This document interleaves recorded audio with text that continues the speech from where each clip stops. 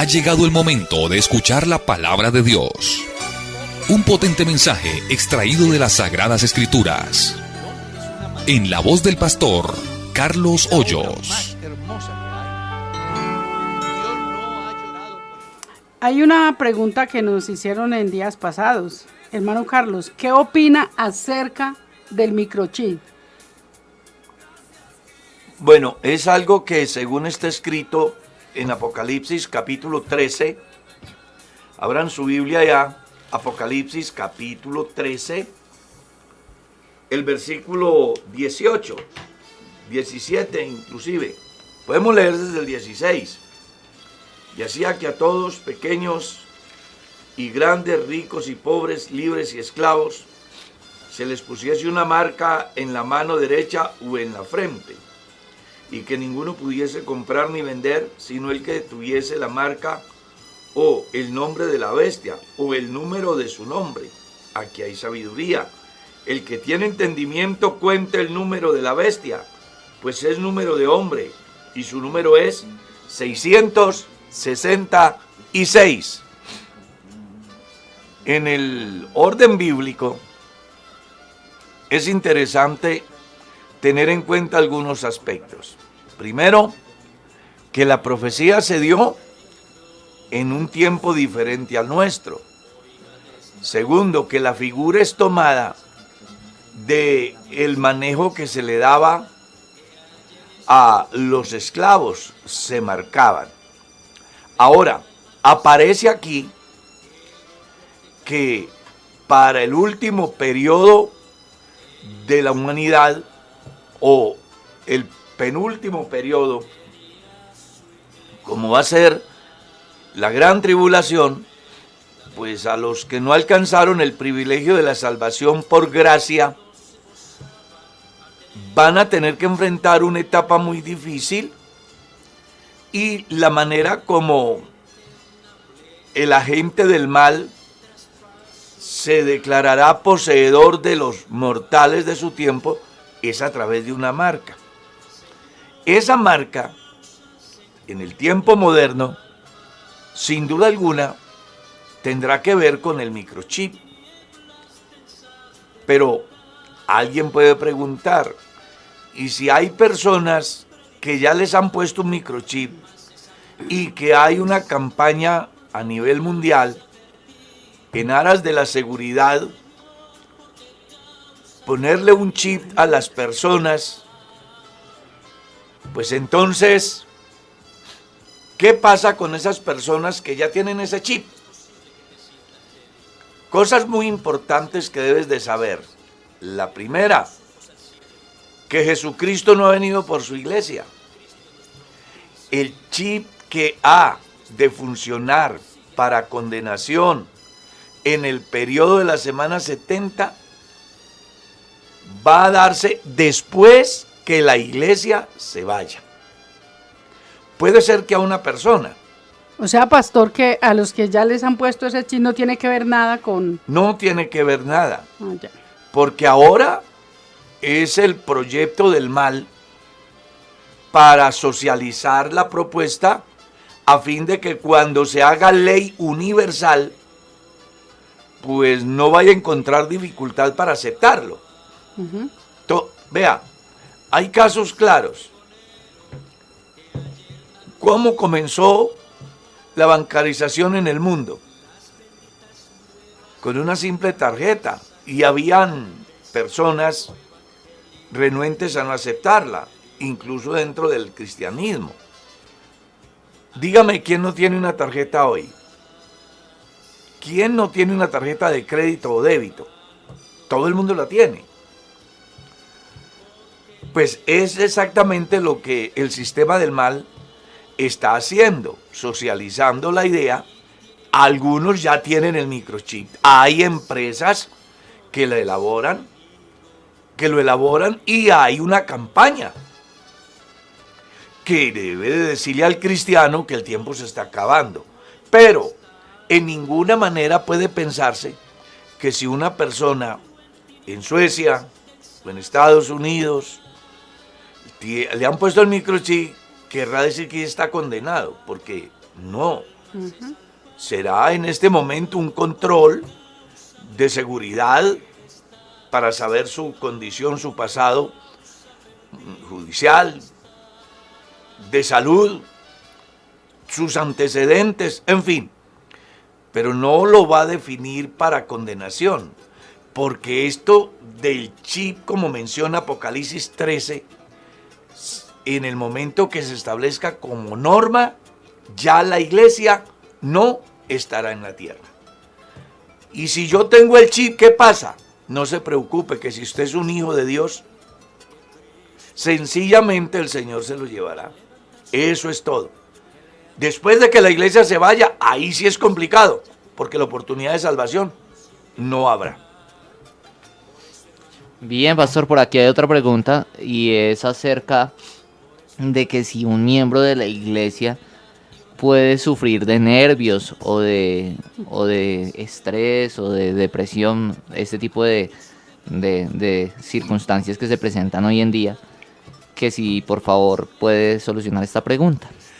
Claro que sí puede sufrir. Es que la estadía del hombre sobre la faz de la tierra, el hecho de que sea cristiano, no lo exceptúa de lo que se vive aquí.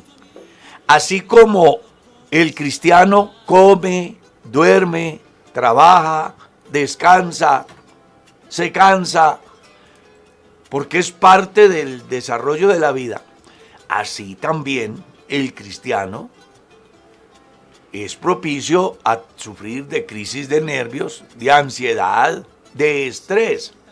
Eso es normal. Lo que no es normal es que se deje vencer de eso.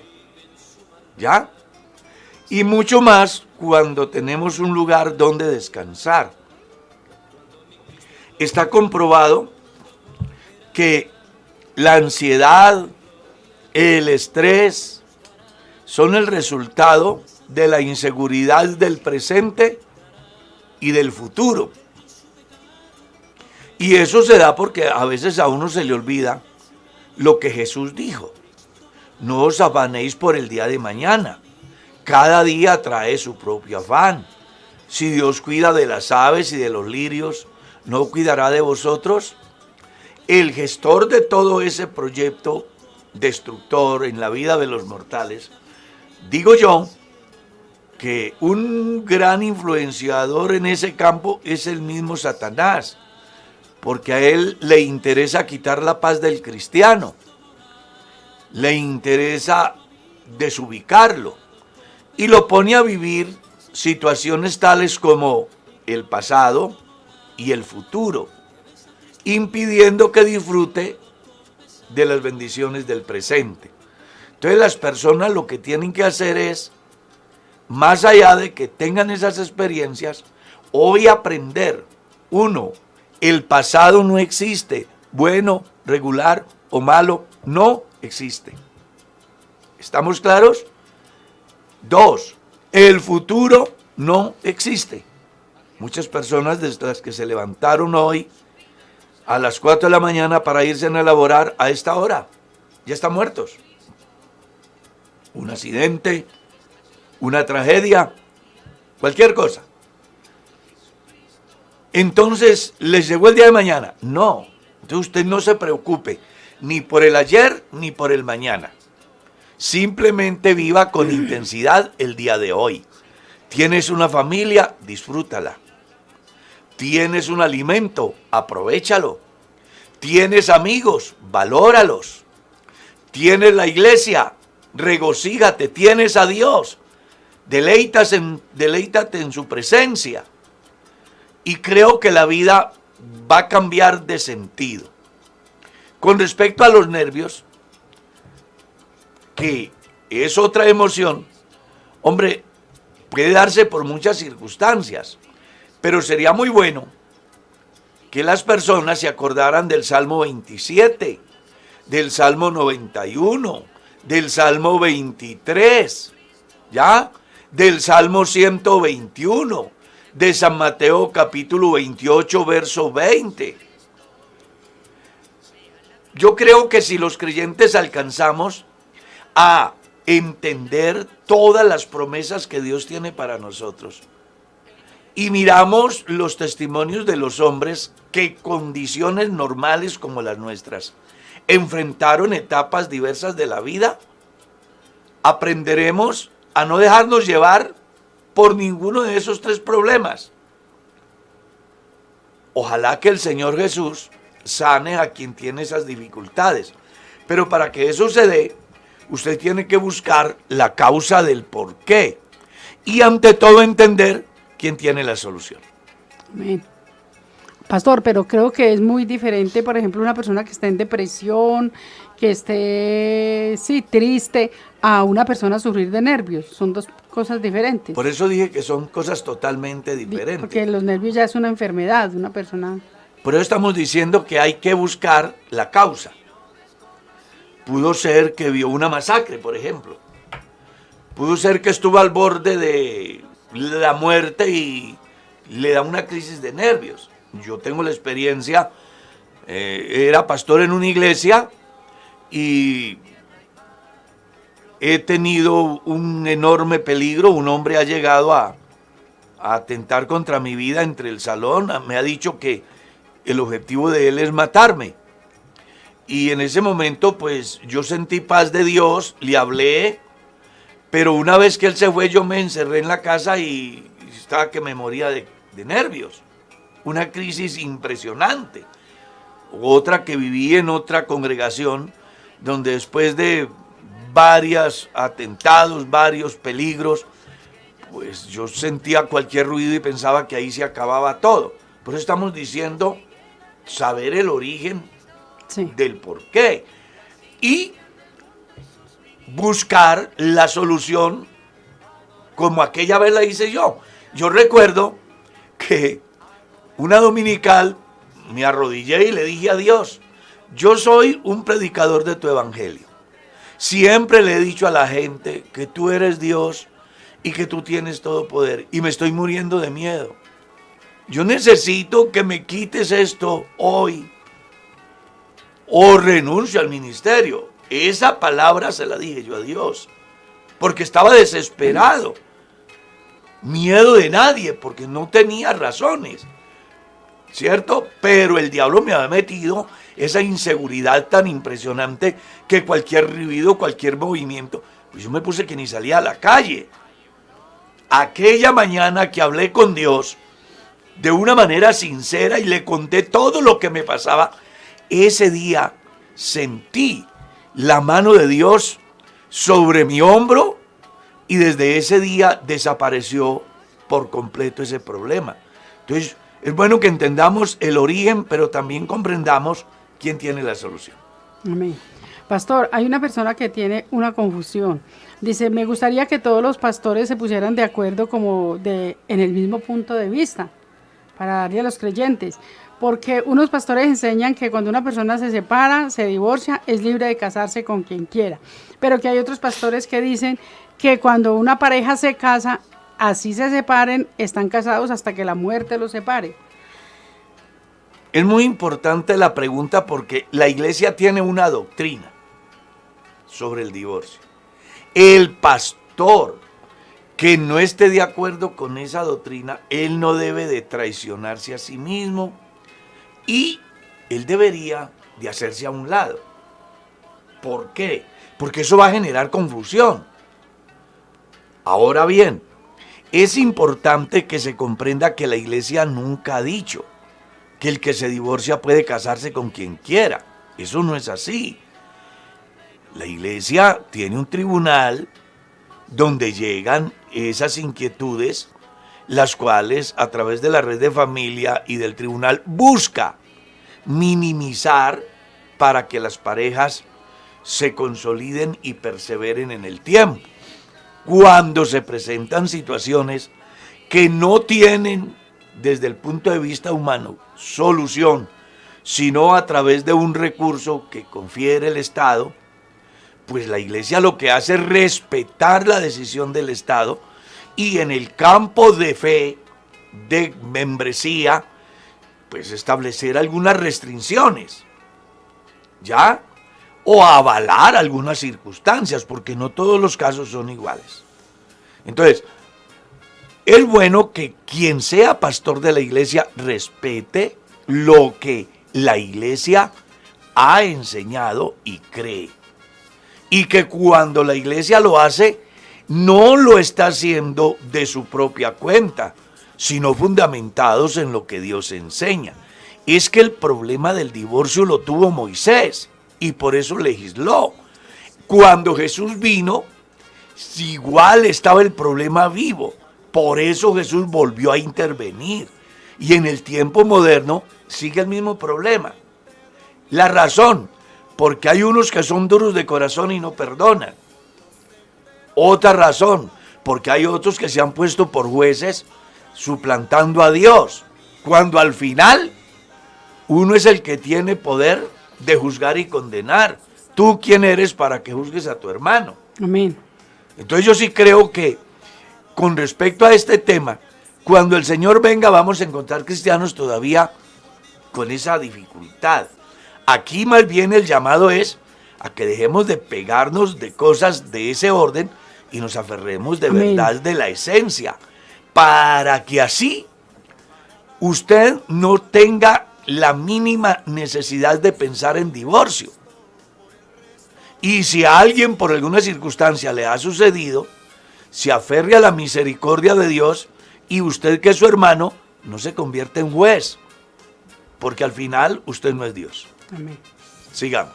Bien, pastor, por aquí hay otra pregunta y es que una persona a través de Radio Puc nos dice: Dios le bendiga, hermano Carlos, mi pregunta es acerca del libro de Cantar de los Cantares. ¿Es cierto que fue escrito para la sulamita, la campesina? Es la mayoría de los escritores, de los eruditos en este campo, hacen alusión a ello, pero los hombres que llegaron a la recopilación encontraron en él un sentido muy apropiado a la relación de lo que es el amor de Dios con el pueblo de Israel, y que en el tiempo de hoy pudiera relacionarse con el amor de Dios hacia su iglesia. Pero inicialmente sí tiene esa finalidad.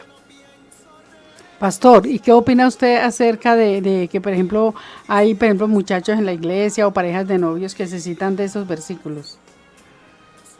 Pues es que es un libro poético donde aparecen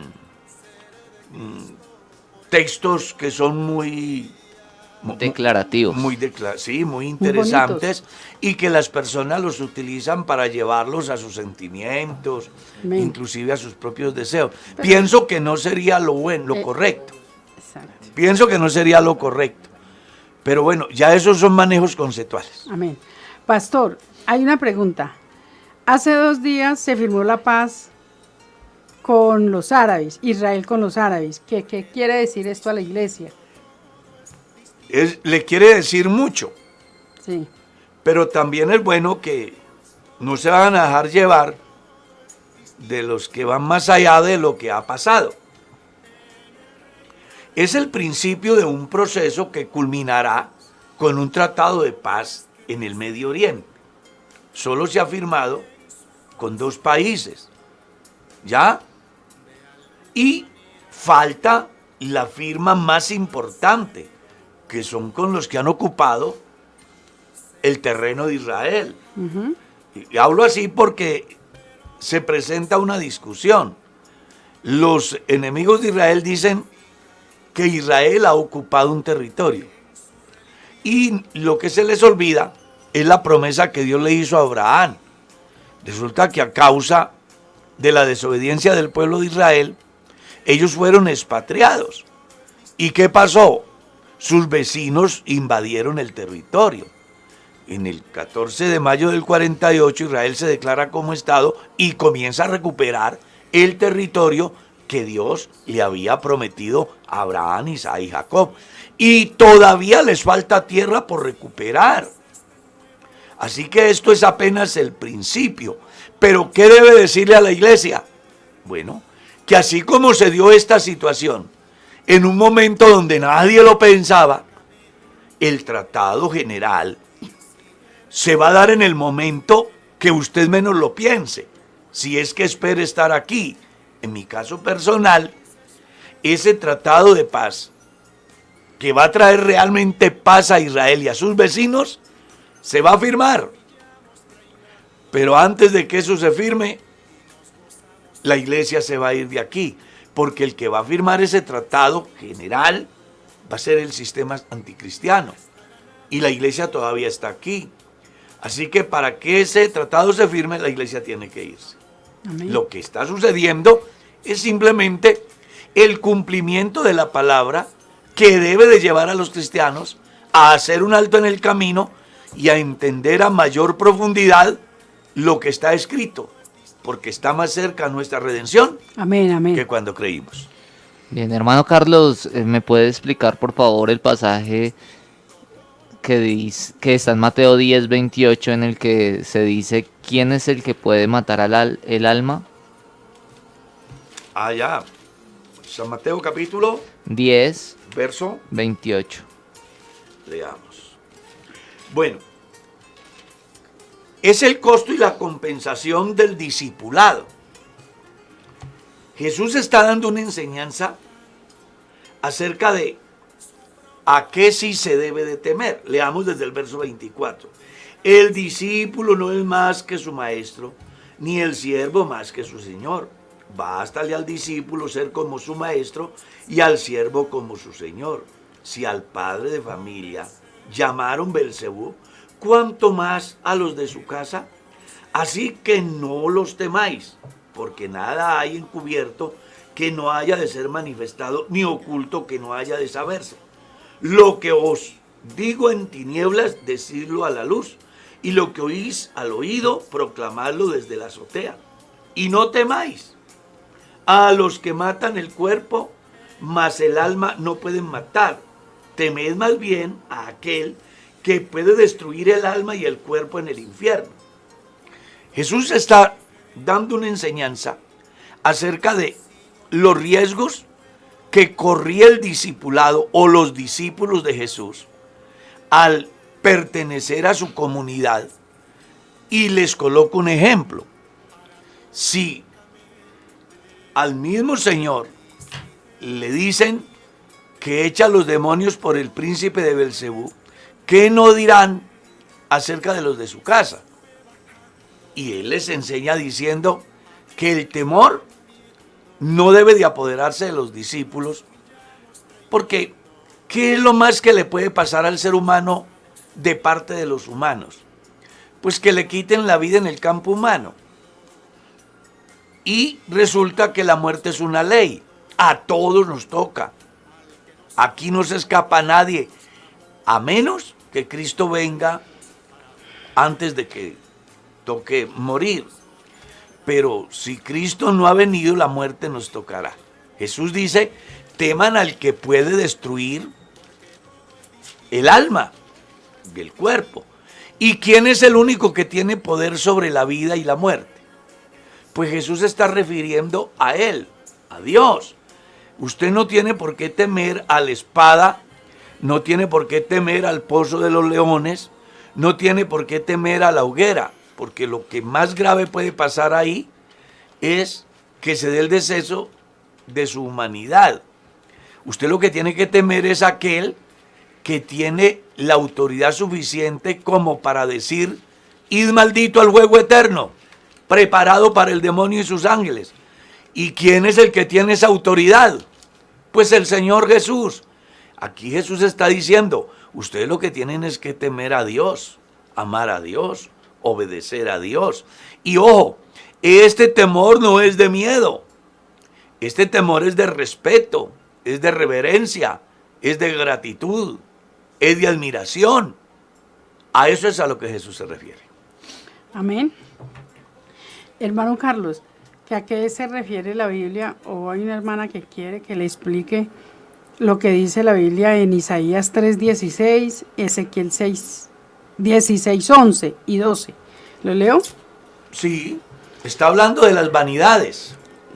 Está hablando de los pendientes, Es que de ya los se sabe la Biblia. brazaletes, de... Amén, amén. 3:16, sí. Sí, es el juicio contra las hijas de Sión. Así titula el Amén. pasaje. Sí, sí, sí. Así titula. Asimismo dice Jehová, por cuanto las hijas de Sión se ensoberbecen y andan con cuello erguido y con ojos desvergonzados, cuando andan van danzando y haciendo son con los pies. Sí, lo que dice el pastor. Y en Ezequiel 16:11. Te atavié con adornos y puse brazaletes en tus brazos y collar a tu cuello. Puse joyas en tu nariz y zarcillos en tus orejas y una hermosa diadema en tu cabeza. ¿Y a qué se refiere la Biblia? Bueno, lo que pasa es que la persona se me hace que piensa que hay una contradicción. Porque en Isaías 3 dice, aquel día dice Jehová, quitaré, hablando de las hijas de Sión, todas aquellas vanidades. Y en el libro de Ezequiel dice, yo puse. No es que la Biblia se contradiga, es que son dos tiempos diferentes y dos situaciones diferentes. Ahora, algunos desconocen la de Isaías 3 y echan mano a la de Ezequiel, porque quieren vivir acorde a sus vanidades. Pero es bueno entender que una cosa es cuando Dios prohíbe en el momento y a determinado y el por qué. Otra cosa es cuando Dios autoriza a alguien y por qué. Les voy a colocar un ejemplo. La Biblia dice, no matarás. Sin embargo, la Biblia dice que todo el que deshonrare al padre y a la madre debe de ser muerto. La Biblia dice, no matarás. Pero las personas que consultan con los muertos deben de morir. ¿Por qué en una parte dice no y en la otra parte autoriza? Bueno, porque Dios en su soberanía decide lo que tiene que darse en el campo de los mortales sobre la faz de la tierra. Pero una cosa es que Dios decida, otra cosa es que yo decida. Porque yo ante la presencia de Dios soy un siervo, soy un subalterno, que no tengo autoridad para tomar decisiones con respecto a situaciones que solo le competen a Él. Entonces, si Dios dice que no se puede tener dioses ajenos, y luego dice que haga unos querubines para el arca, no es que la Biblia se contradiga. Y eso no puede darle pie a la gente para que se vuelvan idólatras. Dios ha prohibido la idolatría. Pero entonces volvemos a lo mismo. ¿Por qué se da? Se da porque Dios es soberano. Y Él es el único que puede decir sí y puede decir no. Y yo debo de saber cuando Dios me dice sí y cuando Dios me dice no. Y debo de saber a quién le dijo sí y a quién le dijo no. Y cuando Dios le dijo no a alguien, ojo, y le dijo sí a alguien, no es el equivalente para que yo haga lo mismo. Porque es bueno que comprendas que una cosa es la normatividad para el pueblo de Israel, otra cosa es la manifestación de la gracia para el mundo gentil, que hoy, por la gracia de Dios, llegamos a ser la iglesia. Bien, pastor. Por aquí nos vamos a encontrar con otra pregunta. Vamos ahí como tratando de darles orden o solución a todas. Y nos preguntan a través de Radio IPUC. Dios los bendiga. Deseo una explicación acerca de la frase o la expresión de Jesús que dijo que hicieran amigos por medio de las riquezas injustas. Eso está en San Lucas, capítulo 16. Está la parábola. Bueno, vamos a leerla y de antemano les advierto que Él lo que está haciendo ver allí es el mal manejo de las riquezas. ¿Ya? Capítulo 16. Verso. Eso es verso 1 al verso 13. Es la parábola del mayordomo injusto. El mal uso o el uso inadecuado del dinero. ¿Qué es lo que hace el mayordomo? Si usted lee bien el pasaje, encuentra de que un mayordomo defraudaba a su patrón, ¿cierto? A su señor. Y este se ha dado cuenta que su mayordomo lo está defraudando. Entonces lo llama y le dice, venga, rinda cuentas porque no podrás seguir más en la mayordomía. Esto hace que el mayordomo se siente a reflexionar y dice, toda la vida he vivido de una manera holgada, pero ahora que pierdo este puesto, pues me va a tocar enfrentar situaciones muy serias como mendigar o irme a trabajar. Entonces digo, bueno, mendigar me da vergüenza y trabajar, pues ya el tiempo ha pasado, voy a hacer algo. Voy a buscar a los acreedores y llamó a uno y le dijo, ¿cuánto le debes a mi amo? Pues que debo tanto. Toma tu cuenta y coloca 50. Y encontró a otro. ¿Y cuánto debes? Tanto. Y dice pues de que le redujo la deuda ante su patrón. Él se puso a negociar con lo que no era de él. ¿Ya? Y dice la Biblia que el amo alabó la actitud de este hombre. Entiéndase aquí que la figura de amo no está relacionada con Dios en este pasaje. Ni está diciendo que lo que hizo el mayordomo fue bueno. Lo que está enseñando es una lección muy importante en el sentido de, uno, que un hombre que no teme a Dios define su futuro con las riquezas que no son de él. Hace un mal uso del dinero para su beneficio propio. La conclusión de la parábola es, haced amigos con las riquezas injustas. ¿Qué es lo que está diciendo Jesús? Que el hombre en la tierra, el cristiano en la tierra, debe de invertir bien su dinero, porque al final va a llegar el momento cuando no va a funcionar el dinero y entonces te van a recibir en las mansiones eternas. Jesús está diciendo, hagan uso del dinero con fines eternos, con llevar el mensaje, con producir salvación en el mundo que le rodea, porque el dinero algún día dejará de servir aquí, pero si usted hace tesoros en el cielo, pues va a tener resultados en el cielo.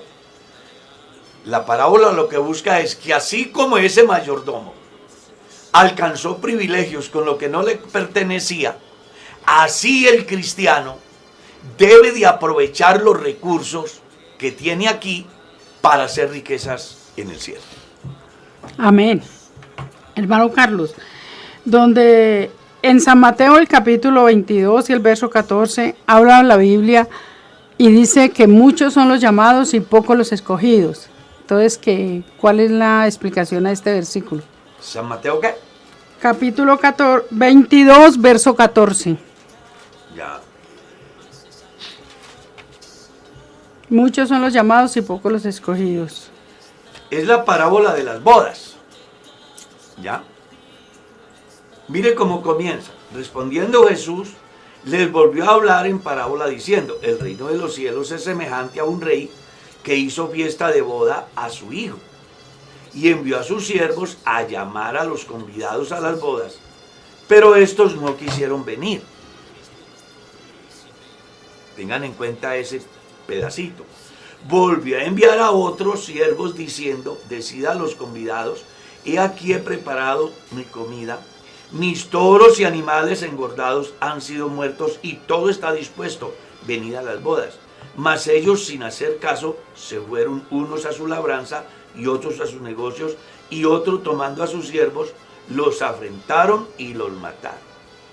Al oír el rey, se enojó y enviando sus ejércitos destruyó a aquellos homicidas y quemó su ciudad.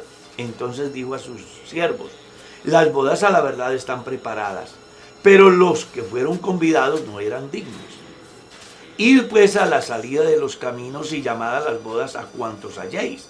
Y salieron los siervos por los caminos, juntaron a todos los que hallaron, juntamente malos y buenos, y las bodas se llenaron de convidados. Y entró el rey para ver a los convidados, y vio allí a un hombre que no estaba vestido de boda. Y le dijo: amigo, ¿cómo entraste aquí sin estar vestido de boda? Mas él enmudeció. Entonces el rey dijo a los que servían: atarle de pies y manos y echarle en las tinieblas de afuera. Allí será el lloro y el crujir de dientes, porque muchos son llamados y pocos los escogidos. Ese es el pasaje que el hermano tiene la inquietud o quiere que le explique. Primero, vamos a entender que es una parábola. Segundo, en esa parábola hay varias cosas que usted debe de tener en cuenta. La primera, que Dios no obliga a nadie. Él hace un llamado general. Invitó a los convidados. Pero todos se disculparon. ¿Cierto? Como estos no aceptan, Él abre una puerta para todos. En esa cultura, la fiesta de bodas tenía una particularidad que no sucede hoy. ¿Cuál es la diferencia? Que el que hacía la boda tenía que darle la vestimenta de boda a todos los convidados. ¿Qué es lo que ha sucedido aquí? Que hubo uno que se filtró sin estar vestido de bodas. El rey tomó la decisión de sacarlo porque hacía ver fea la fiesta. Y la conclusión es: muchos son llamados y pocos los escogidos. Aunque todos habían sido llamados, lo cierto es que no todos pudieron ponerse el traje de bodas, sino que hubo uno que no pasó el proceso, que era vestirse, que era ubicarse en el lugar que le correspondía para poder participar en la boda. Es una parábola que de alguna manera nos da una enseñanza similar a la de San Mateo capítulo 25 con relación a las prudentes y a las imprudentes. Dios tiene un propósito, pero tiene unos parámetros. Quien quiera estar vestido de bodas, sin duda alguna, tendrá que dejarse vestir de él. Pero si quiere entrar por su propia fuerza, pues va a tener un problema, y es que no va a poder estar en la boda. ¿Ya? Si lo aplicáramos al tiempo nuestro, Sí, a la iglesia. Sí. Hoy al tiempo nuestro, es importante que, número uno, las personas no deben de negarse al llamado de Dios, que es lo primero que Él hace, llama, pero la gente lo rechaza. Dos, la gente debe de dejarse moldear de Dios y no pretender engañar a Dios, porque la escena se da en la tierra, pero es figura de lo que pasará allá. Así como este no pudo estar porque no estaba en condiciones para estar en esa fiesta, así tampoco usted podrá estar en la fiesta celestial, si no permite que Dios haga el milagro en su vida, como es el de la salvación. Amén. Pastor, hay una pregunta. Un hermano dice: pastor, yo quiero ayunar, pero yo quiero que me saque de esta duda. Yo hay veces que por motivo de mi trabajo no puedo sacar el día para estar en el templo. Yo ayuno trabajando, ¿está bien o no? Yo oro y ayuno, pero estoy en mis labores, que si esto está bien. La Biblia no avala eso. La Biblia lo que dice es: nadie puede servir a dos señores. Dele una leidita al libro de Esther, dele una leidita inclusive al San Mateo capítulo 6, y usted va a encontrar que las personas estaban llamadas a hacer un ayuno en privado, donde estuvieran aisladas de todo eso. Ahora, sé que el hermano tiene muy buena voluntad y es de aplaudir, de felicitarlo, pero también sé que algún día en la vida le quedará libre. Exacto, que esperes. Entonces, que ese día que le queda libre lo aproveche para estar a solas con Dios. Amén, amén. O sea, él sí puede orar ahí en su mente, pero no Pero vaya a no aguantar hambre. No, Sí, porque está en diferentes cosas y claro. más diferente orar que estar ayunando, pues Claro, ahí. claro, no, es que no es lo mismo. Exacto, sí. En ese caso sí se daría daño él a su cuerpo por no Amén. Claro, alimentarse. no estaría cuidando el templo. Y todo tiene su tiempo.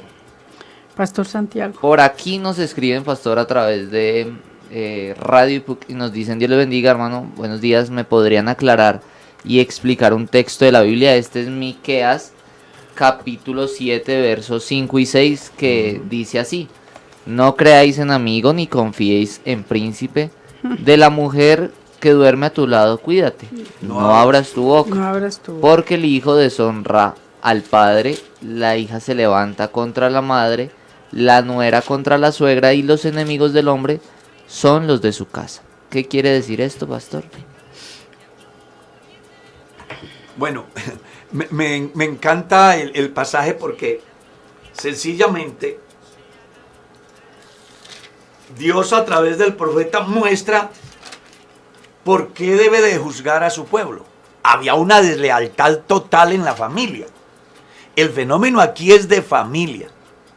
Resulta que si uno mira el texto, no lo leamos solo ese pedacito, leamos desde el verso 1. Ay de mí, porque estoy como cuando han recogido los frutos del verano, como cuando han rebuscado después de la vendimia y no queda racimo para comer. Mi alma deseó los primeros frutos. Mire lo que sigue diciendo: faltó el misericordioso de la tierra, y ninguno hay recto entre los hombres. Todos acechan por sangre, cada cual Reda a su hermano. reda a su hermano. Para completar la maldad con sus manos, el príncipe demanda y el juez juzga por recompensa, y el grande habla al antojo de su alma y lo confirma. El mejor de ellos es como el espino, el más recto como zarzal. El día de tu castigo viene, el que anunciaron tus atalayas. Ahora será su confusión. Y da la enseñanza: no creáis en amigo, ni confiéis en príncipe. De la que duerme a tu lado, cuídate, no abras tu boca. Y explica por qué. Porque el hijo deshonra al padre, la hija deshonra, se levanta contra la madre, la nuera contra su suegra, y los enemigos del hombre son los de su casa. Está explicando que cuando venga el juicio de Dios contra su pueblo, tiene merecido el juicio, porque desde el rey hasta el siervo, desde el importante hasta el menos importante, desde el padre hasta los hijos, la nuera, es decir, hay una actitud de indiferencia hacia el prójimo tan grave que se hacen acreedores de un juicio. Y por eso es que Dios, a través del profeta, le dice: no se confíe, porque el juez, los que tienen el control, están en condiciones de dar el fallo a favor del que mejor les pague. Que eso pues no es extraño hoy. En consecuencia, esa corrupción también ha llegado a las familias, donde cada uno busca su propio beneficio y no le interesa el dolor ni del padre, ni de la madre, ni de los hijos, ni de la nuera, ni de la suegra, sino que se vive en una anarquía total. Cada uno hace lo que bien le parece. La razón del texto es sencillamente la indiferencia entre el pueblo con los de su mismo pueblo, comenzando desde el gobernante hasta el gobernado. Amén. Y entre ellos la familia. Amén. Pastor, hay una inquietud. Dice: si yo consigo un crédito y me lo descuentan de mi nómina, ¿yo tengo que diezmar de ese crédito que me hicieron? Hay dos maneras de mirarlo. Uno, si a usted le hicieron un crédito y usted, cuando le entregan el recurso, va y diezma. Te voy a colocar un ejemplo. Fuiste al banco, sacaste 1.000.000 de pesos. El diezmo de 1.000.000 de pesos son 100.000 pesos. Entonces vas y los llevas al alfolí no al pastor, al alfolí, llevas los 100,000 pesos, ya diezmaste. De ahí para adelante, de ese crédito no tienes que diezmar. Pero si no diezmó cuando le hicieron el crédito, pues sencillamente cada vez que recibas el sueldo, pues es común de los cristianos diezmar, o debe de ser. Si usted diezma de su sueldo, estará diezmando del crédito. Si no diezma ni antes ni durante, pues ya eso es otra cosa. Pero del cristiano diezmará sí o sí, el que conoce a Dios, el que sabe sus deberes cristianos. Bien, pastor, por acá hay otro texto del cual nos piden como una aclaración y se encuentra precisamente en Daniel capítulo 7, el verso 9 y 13, en el que se habla de un anciano y un hijo, y la pregunta en sí es: ¿quién es el anciano y el hijo del que se habla allí en Daniel capítulo 7? Es el mismo del que habla Apocalipsis capítulo 5. Es el oficio de Jesús como hijo. Y que entre otras cosas, si miras bien el capítulo 5 de Apocalipsis, al anciano se le dice: he aquí el león ha vencido. Y Juan mira al león y se encuentra con un cordero. Son los oficios de Dios en el desarrollo de la salvación de los hombres. Amén. Pastor, si el cielo es todo, en el cielo es todo santidad, pureza, y si Dios es el soberano en el cielo, porque es Dios sobre todas las cosas, ¿por qué el diablo salió de allá? Bueno, salió de allá por eso, porque el cielo es puro. Ahora, la pregunta es esa: si el cielo es tan puro, tan santo, ¿por qué salió de allá el diablo? bueno, para explicarlo es bueno leer lo que está escrito en el libro del profeta Isaías capítulo 14, ¿ya? Dice, verso 12, ¿cómo caíste del cielo, oh lucero, hijo de la mañana? Cortado fuiste por tierra, tú que debilitabas a las naciones, tú que decías en tu corazón, subiré al cielo en lo alto, junto a las estrellas de Dios levantaré mi trono, y en el monte del testimonio me sentaré a los lados del norte. Sobre las alturas de las nubes subiré y seré semejante al Altísimo. Resulta que los ángeles fueron creados y de una manera particular, tuvo un privilegio muy grande, que es el que encontramos en Ezequiel. Leamos. Yo les invito para que lean. Vamos a leer Ezequiel capítulo 28. Dice así, haciendo una comparación acerca de la grandeza de un rey con lo que fue la rebelión de Satanás. Leamos. Hijo de hombre, levanta endecha, estoy leyendo el verso 12. Amén. Sobre el rey de Tiro y dile, así ha dicho Jehová el Señor. Tú eres el sello de la perfección, lleno de sabiduría y de acabado de hermosura. En Edén, en el huerto de Dios estuviste. De toda piedra preciosa era tu vestidura. De cornerina, topacio, jaspe, crisóleto, berilo, ónice, de zafiro, carbunclo, esmeralda y oro. Los primores de tus tamboriles y flautas estuvieron preparados para ti el día de tu creación. Tú, querubín grande, protector, yo te puse en el santo monte de Dios. Allí estuviste en medio de las piedras del fuego. En medio de las piedras de fuego te paseabas. Perfecto eras en todos tus caminos, desde el día que fuiste creado hasta que se halló maldad en ti. Los querubines, o mejor, los ángeles, fueron creados, pero sometidos a prueba. O sea, Dios pudo hacer a los ángeles de tal manera que nunca fallaran. Pero Dios siempre que es una de sus, ¿cómo dijera yo?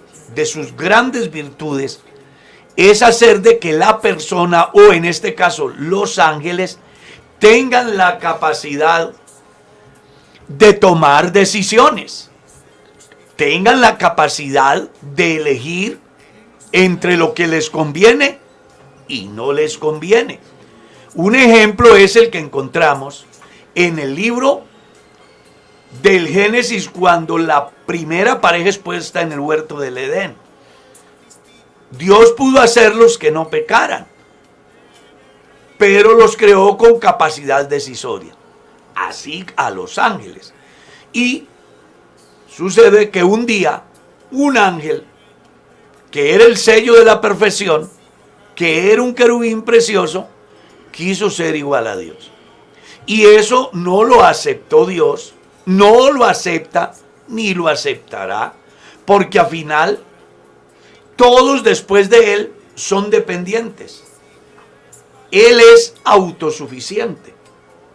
Por eso es que está escrito en la profecía: yo Jehová, este es mi nombre, y a otros no daré mi gloria. Yo Jehová con los primeros y yo Jehová con los postreros.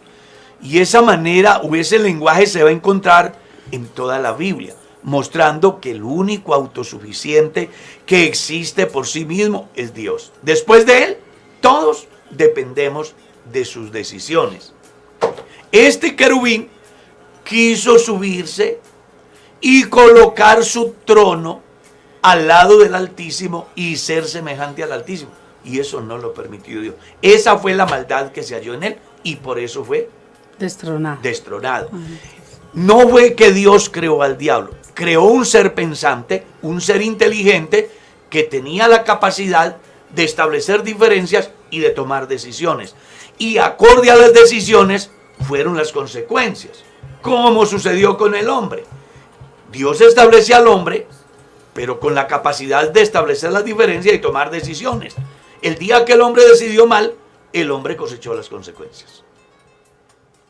Sigamos.